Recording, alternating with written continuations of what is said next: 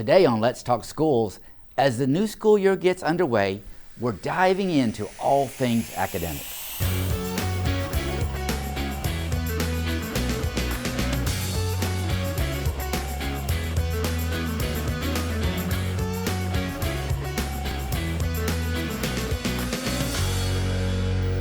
Hi, I'm Mike Looney, the school superintendent here in Fulton County. I'm so thankful that you're joining another session of Let's Talk Schools. Today I have the Chief Academic Officer for the district, Mr. Cliff Jones, and the Deputy Chief Academic Officer, Dr. Gina Whitaker. Welcome to the show. Glad y'all are here. So school has been in session for about a week and a half now. Let's talk about what's new this year and what the big rocks for our students and families are as we get into the school year. Cliff? In academics, we really focused on three things this year. And number one, we've already started school, so you can see that our relationships and getting to know our students has been foremost with our teachers, our administrators, and the school community. Number two is the focus on instruction. We've really doubled down on a transformational literacy effort, starting last year with our letters training, and this year rolling in our new ELA textbooks and curriculum, and also with our ELA daily lessons. Teachers are so excited and dedicated to that effort. And third is our focus on interventions, our high dosage small group, where students who need just a little bit more time will get a dosage of 3 times a week for 30 minutes, 50 hours in one semester of one-on-one or one-on-3 tutoring. We're really excited about this year. Yeah, you know, right before school started, I had the opportunity to sit with some teachers during the training. They were learning how to use the new material that the district bought them for teaching reading and English language arts, and they were so excited. And I know all three of us have gone through letters training, and all of our teachers are going through letters training.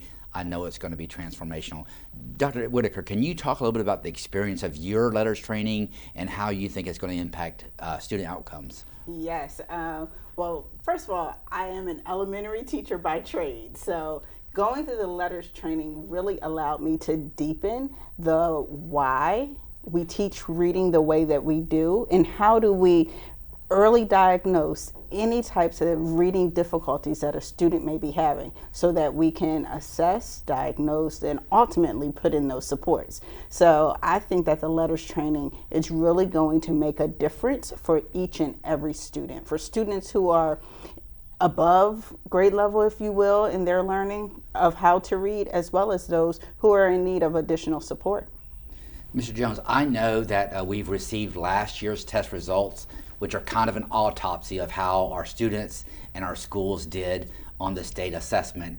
Give us, your perspective. We did pretty well, given that for the last 2 years, we've all been struggling with COVID. What's your perspective about the assessment data, and can you describe for us, overall, how you think this new baseline year data is going to drive instruction and improvement moving forward? Sure. When the district looks at the milestones data from last year, we're really looking at the student level, right? We look to see where those students are, not only just compared to themselves, but compared to national averages, which is we can see that in the data. And then when our teachers and our administrators work with those students and focus on growth, and that's really where we're going this year, is to focus on growing our students and looking at the fact that our students can all learn at high levels. They just need a little bit more time in some instances. And so with our interventions, and then also being able to look at those relationships, because COVID hit not only our learning data, but also how we sort of feel and interact in our world. And so getting to know how that has affected our students really just makes sure that we allows us to look at that student square in the eyes and say, we see you. And that's what learning, the beautiful part of learning and teaching is all about in our schools.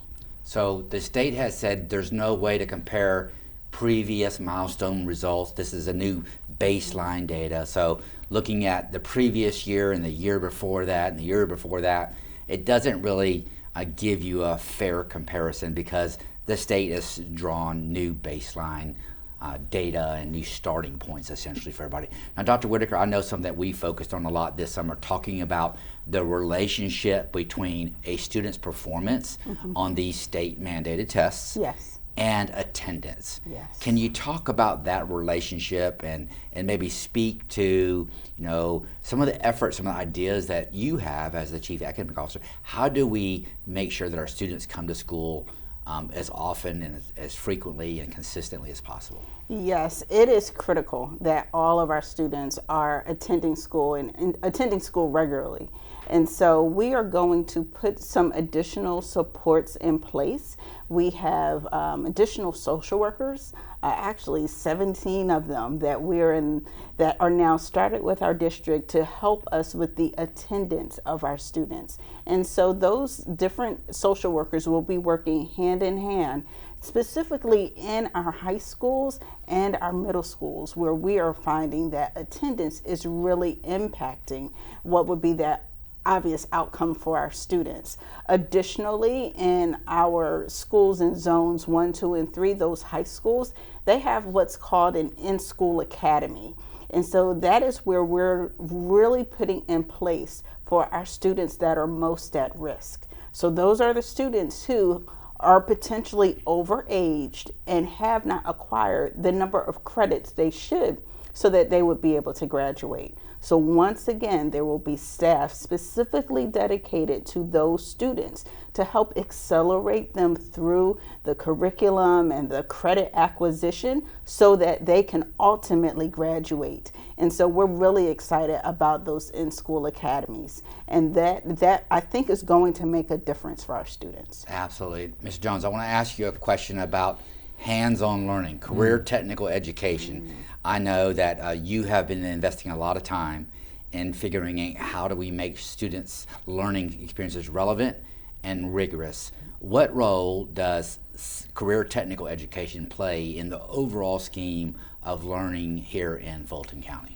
When you look at relevant, rigorous curriculum and education, we know that sparks our students' interest, not only possibly in that area of study, but in school in general. They lean into that learning. And so 2 years ago, we started with an engaged curriculum, which really takes a student, a 6th grade student, mind you, through multiple pathways and gives them a taste of what all of these pathways not only entails, but it could do for them in the future. Also, I'm very excited about the 3 CTAE programs that we have at elementary schools, and it shows the commitment that this district has to expanding these opportunities to earlier learners as well. I'll finally end with, when you look at what our students are doing in our career tech education, they're not only just signing on for jobs at the end of their pathways, but they're experiencing success in terms of their certifications, in terms of having high quality colleges and apprenticeships looking and seeking our students out. I was at a CTAE signing, something very unique that this district does at the end of the last year. And the students that came up on that stage and signed that they were committed to their CTA pathway and then also getting jobs in those areas, it really shows what rigorous and relevant CTAE pathways can do for our students. Now, we have a lot of offerings in Fulton County, whether it's foreign language, magnet programs, IB programs, CTAE programs, you name it, we have it. If parents have questions, if they have concerns about the curriculum, about what's next, is there a place, Dr. Whitaker, that parents can go to, or how would they find out more if they have questions about our curriculum, about learning pathways? Can you talk about that a little bit for us? Yes, obviously their first stop should be at the local school. Oh, I love that. Ask the teacher first. At the local school, yes, ask the teacher. And that teacher should be able to support. But we know that teachers have a lot on them, so please talk to your principal. Your principal has knowledge of the programming they currently have on board, as well as the programming that they are exploring. I know that later in the fall, we will be launching what would be our SAFE centers, which is student and family engagement centers. We already have one at Banneker High School, but we are going to open one also at Tri-Cities High School and at North Springs. And that is what that center is there for. It is a one-stop shop so that parents can have those coordinated supports about their academic programming and could even have programming such as ESOL classes for adults so that they can be engaged in what we do offer here for our students. So you mentioned an education term, ESOL. Yes. So can you tell us, just in case folks don't know, what does that stand for? That is English as a second language. Okay. And so in our schools, we do recognize that the community is a part of the school. And so the Safe Centers would be able to provide that type of programming for the community, for the families, for the parents, so that they can be more involved in their child's education. Now, Mr. Jones, I'm going to put you on the spot here. Please. Oftentimes when I'm hearing you speak to different groups of people, you talk about the enthusiasm and pride that you have by being a Fultonite. I didn't know that was an actual word, but talk about, you're from here, what is a Fultonite, and how does that help shape your thinking? Sure. I was in front of probably about 300 teachers the other day, and these were new signees up to Fulton County, and they were onboarding. And so I looked them in the eye and said, I was where you were in 2001. I was onboarding as a teacher at Milton High School, and this district has allowed me to grow professionally. My son graduated from Milton High School, so we're in it as a family. And when I look into a new teacher or even a new principal's eyes, I see that this particular education industry has offered me more than I could ever hope for. It offered me a piece of family, it offered me a lot of professional growth, but it's also offered me personal connections. And I would say that our people in Fulton County schools is what makes me be very proud to call myself a Fultonite. So your entire education professional career is right here in Fulton. You're born, raised, and bred, essentially. 100% bought in to Fulton County schools. Awesome. That's incredible. It's good to have people that begin their journey here and remain throughout their career. Dr. Whitaker, I have a question for you as well.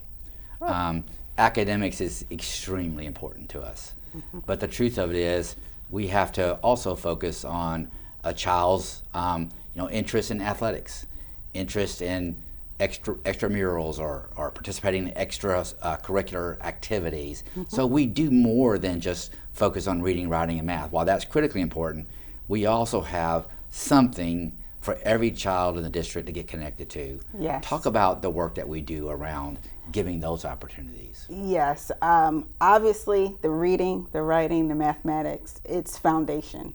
But what will draw a child to school is oftentimes the arts, the athletics. And in our district, we have premier offerings throughout the district in those areas. When I think about our high school teams, and I am oftentimes on the sidelines, whether it be at a football game on a Friday or basketball during the winter season, and even at the arts extravaganzas, we have multiple opportunities for our students to engage in the arts at a very early age, all the way through high school. And those types of offerings are really what, like I said, will draw a student in, make them excited about education. And then obviously we do address the academic reading, language arts, and math. Of course, that's our core business. Yes. I noticed that both of you have a little button on your lapel. Yes. I happen to be wearing green Converse high top sneakers. Mr. Jones, you have someone as well. Tell our audience what's up with the green high tops. So this is Fulton County's commitment, where every child does come first, and every child's safety is paramount to how we do our jobs and how we view our mission here. When we think about what happened on May 24, 2022 at Robb Elementary, specifically with Marte Rodriguez and her story as it relates to green high tops, we know that we all play a role in creating a culture of safety. And our commitment to that, and this is what that's an expression of, Dr. Looney, it's our shoes, yes, it's our pens, yes, but it's our commitment to school safety every day for every child. Absolutely. Every morning when I get dressed for work and I put on my green high tops, which I'm committed to wearing all the time at work, it reminds me that school safety is at the forefront of my mind and hopefully at the forefront of everyone's mind. Just recently, while we were preparing for the school year that started now, we had a big meeting with principals, and we talked about having school safety on every faculty meeting agenda. It's certainly on every agenda of the executive meetings that we have, because school safety is everybody's business. It takes all of us. And so this year, as the year begins to roll out more, there's going to be increased information and more information coming out about the things that we're doing in the district around school safety. Y'all, thank you so much for joining me, Cliff, and Jima for this edition of Let's Talk Schools. We're excited. The school year has now set, the bell has sounded. School is in session. Moms and dads, you get some relief now. We're excited and humbled to be able to serve your children. Thank you for joining Let's Talk Schools. And now, let's go around the district in 90 seconds.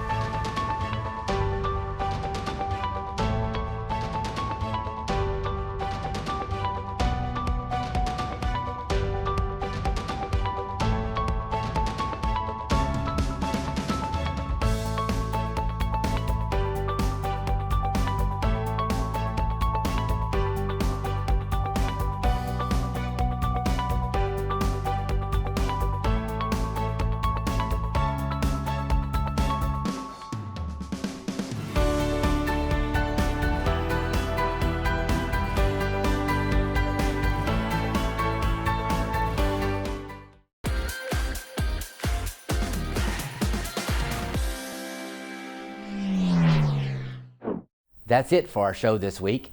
Let's keep the conversation going. We'd love to hear from you on our social media platforms. Join us next time for Let's Talk Schools. Thank you for watching.